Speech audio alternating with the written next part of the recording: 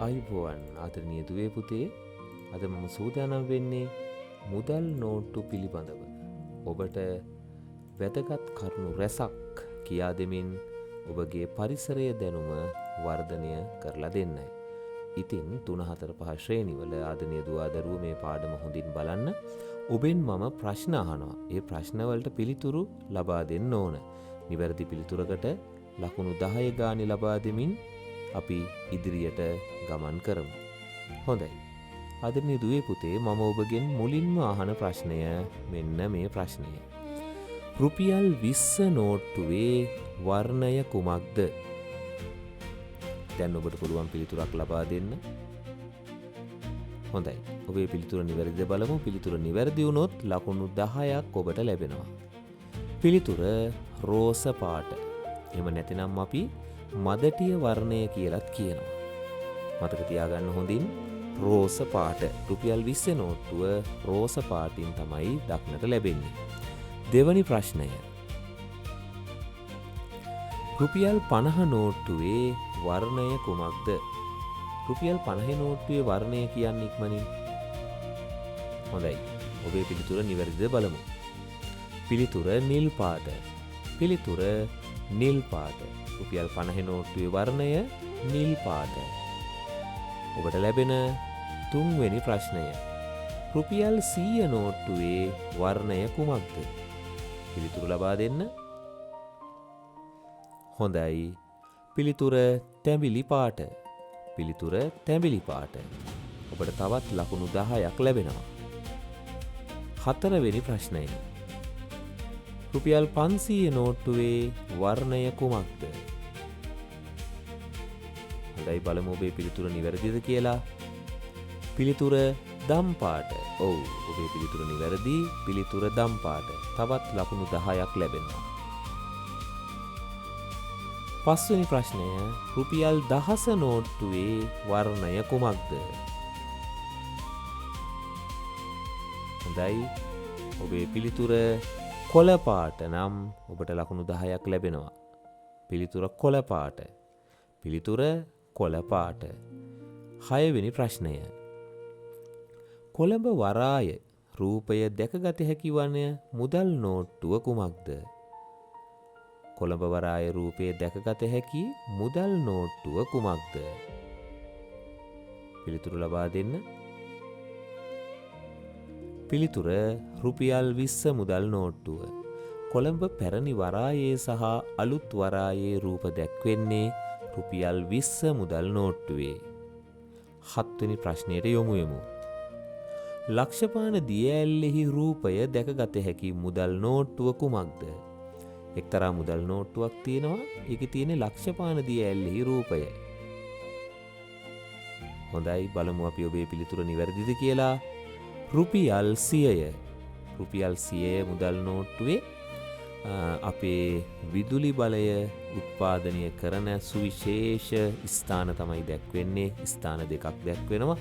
ඉතින් ඒ ආශ්‍රයෙන් තමයි මේ මුදල් නෝට්ටුවට වටිනාකමක් එකතු කරලා තියෙන්නේ. අපි යොමු වෙමු 8වෙනි ප්‍රශ්නෙට. මනම්පිටිය පාලමෙහි රුව දැකගත හැකි මුදල් නෝට්ටුව කුමක්ද? මනම්පිටිය පාලමෙහි රුව දැකගත හැකි මුදල් නෝට්ටුව වන්නේ පිළිතුරු ලබා දෙන්න. රුපියල් 50. රුපියල් 50. මනම්පිටිය කියන්නේ ශ්‍රී ලංකාව පුරාවටම ඉදිකිරීම සඳහා වැලි ලබා දෙන සුවිශේෂ ප්‍රදේශයක්. මනම්පිටියෙන් ගලාගෙන යන්නේ මහවැලි ගඟ. මලම්පිටිය පාලම යොදලා තියෙන්නේ මහවැලි ගඟ හරහා. ඔබට තවත් ලකුණු 10ක් ලැබෙනවා. යොමු එහෙමනම් 9වෙනි ප්‍රශ්නයට. ලංකා බැංකු මූලස්ථානය දැකගත හැකි මුදල් නෝට්ටුව කුමක්ද? පිළිතුරු දෙන්න. ඔබේ පිළිතුර නිවැරදිද කියලා බලමු. රුපියල් 500. රුපියල් 500 නෝට්ටුවේ තමයි ලංකා බැංකු මූලස්ථානයේ රූපය දක්නට ලැබෙන්නේ. 10වෙනි ප්‍රශ්නය. ගිරා මලිත්තාගේ රුව දැකගත හැකි මුදල් නෝට්ටුව කුමක්ද? ගිරා මලිත්තාගේ රුව දැකගත හැකි මුදල් නෝට්ටුව කුමක්ද? පිළිතුරු ලබා දෙන්න. ඔව් රුපියල් 1000. තවත් ලකුණු 10ක් ඔබට ලැබෙනවා. 11 වෙනි ප්‍රශ්නය. පඬුවන් බස්සාගේ රූපය දැකගත හැකි මුදල් නෝට්ටුව කුමක්ද? හොඳයි පිළිතුර නිවැරදිද බලමු. රුපියල් 20.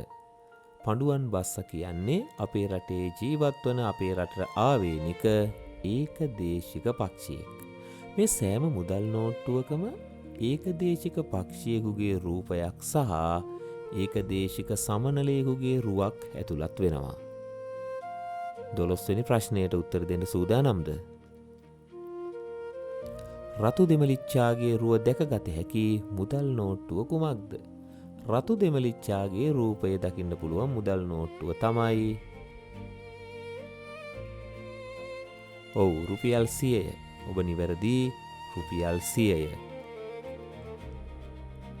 13 වෙනි ප්‍රශ්නය. ලංකා අලුගිරවාගේ රුව දැකගත හැකි මුදල් නෝට්ටුව කුමක්ද? ලංකා අලුගිරවා. පිළිතුර රුපියල් 500ය. රුපියල් 500 නෝට්ටුවේ තමයි අලුගිරවාගේ රූපය දකින්නට ලැබෙන්නේ. 14 වෙනි ප්‍රශ්නයටත් පිළිතුරු දීලා ඔබට පුළුවන් ලකුණු 10ක් රැස් කරගන්න. අනුමැසි මාරා පක්ෂියාගේ රුව දැකගත හැකි මුදල් නෝට්ටුව වන්නේ.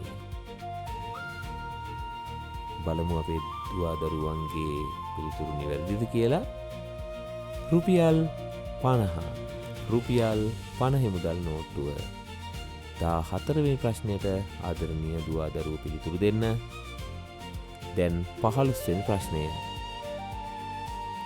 දුම්රිය ආරුක්කු පාලමෙහි රුව දැකගත හැකි මුදල් නෝට්ටුව වන්නේ. හොඳයි බලමු ඔබේ පිළිතුර. රුපියල් 50. රුපියල් 50. මේ දුම්රිය ආරුක්කු පාලම ශ්‍රී ලංකාවේ තිබෙන සුවිශේෂ සංචාරක කර්මාන්තයට උදව් වෙන විශේෂ ස්ථානයක්. අපි නයින් ආච් කියලත් කියනවා. දෙමෝදර තමයි පිහිටලා තිබෙන්නේ. බොහොම ලස්සන වටපිටාවක් සහිත විස්මිත නිර්මාණයක් තමයි මේ ආරුක්කු පාලම. 16 වෙනි ප්‍රශ්නය. කහකොණ්ඩයා පක්ෂියාගේ රුව දැකගත හැකි මුදල් නෝට්ටුව වන්නේ. කහකොණ්ඩයාගේ පක්ෂියාගේ රුව දැකගත හැකි මුදල් නෝට්ටුව වන්නේ. පිළිතුර රුපියල් 5000. රුපියල් 5000. 17 වෙනි ප්‍රශ්නය. නොරොච්චෝලේ තාපවිදුලි බලාගාරයේ රුව දැකගත හැකි මුදල් නෝට්ටුව වන්නේ. නොරොච්චෝලේ තාපවිදුලි බලාගාරය. හොඳයි. පිළිතුර රුපියල් 100ය. රුපියල් 100ය. රුපියල් 100 නෝට්ටුවේ දක්නට ලැබෙන්නේ ලක්ෂපාන දියඇල්ල. ලක්ෂපාන දියඇල්ල ආශ්‍රිතවත් ජලවිදුලි බලාගාරයක් තියෙනවා. ඒ වගේම තමයි ශ්‍රී ලංකාවේ තාප විදුලි බලාගාරය පිහිටලා තියෙන්නේ පුත්තලම දිස්ත්‍රික්කයේ නොරොච්චෝලේ කියන ප්‍රදේශයේ මුහුද ආශ්‍රිතව තිබෙන ගම්මානයක් තමයි නොරොච්චෝලේ ප්‍රදේශය. ඒ වගේම අවුරුදු එක්තරා කාලයකදී ගල් අඟුරු විශාල වශයෙන් ගෙනල්ලා තොග පිටින් මෙම ස්ථානයේ ගබඩා කරගන්නවා. ගල් අඟුරු වලින් තමයි තාපය නිපදවලා විශාල ජල ටැංකි රත් කරලා ඒ හරහා ජල වාෂ්ප බලයෙන් තමයි ටර්බයින් කරකවලා විදුලිය නිපදවන්නේ. අපි යමු 18 වෙනි ප්‍රශ්නයට. කහවර්ණයෙන් යුතු මුදල් නෝට්ටුව වන්නේ. බොහොම ලේසි ප්‍රශ්නයක්. හොඳයි. පිළිතුර රුපියල් 5000. පිළිතුර රුපියල් 5000. 19 වෙනි ප්‍රශ්නය. මෑතකාලීනව නිකුත් කළ මුදල් නෝට්ටුවේ අගය. මෑතකාලීනව කියන්නේ මේ ආසන්න කාලයේ. පිළිතුර රුපියල් 2000. රුපියල් 2000 නෝට්ටුවක් තමයි මේ ආසන්න කාලයේදී නිකුත් කළේ. ඔබට පිළිතුරු දීමට මම ලබා දෙන අවසාන ප්‍රශ්නය.